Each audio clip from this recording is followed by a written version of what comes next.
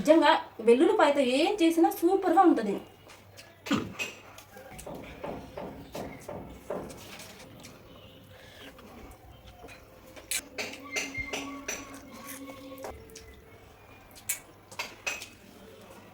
స్పైసీగా ఏదైనా తినాలనిపించినప్పుడు కర్రీస్ ఏం తినబుద్ధి కానప్పుడు ఇలా సింపుల్గా గార్లిక్ రైస్ అయితే చేసుకోండి. పిల్లలు లంచ్ బాక్స్లో పెట్టినా హ్యాపీగా తినేస్తారు.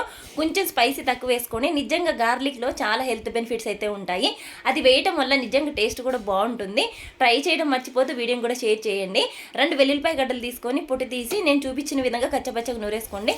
అందులో కొంచెం సాల్ట్, 2 టేబుల్ స్పూన్ కారం, చిన్న ముక్క అల్లం, కొంచెం జీలకర్ర వేసి కచ్చపచ్చగా నూరి పక్కన పెట్టేసుకోండి. పొయ్యి మీద మూకుడు పెట్టి కొంచెం ఆయిల్ వేసి పచ్చిమిర్చి, కరివేపాకు, పోపు దినుసులు వేసి లైట్గా వేగాక కొంచెం పసుపు వేసుకోండి. ఏదైతే చూపించిన గార్లిక్ పేస్ట్ ఉందో ఫస్ట్ అది వేసి కొంచెం వేగిన తర్వాత రైస్ వేసి ఒక 10 నిమిషాలు మూత పెట్టి కొంచెం సాల్ట్, కొత్తిమీర వేసుకోండి. అంతా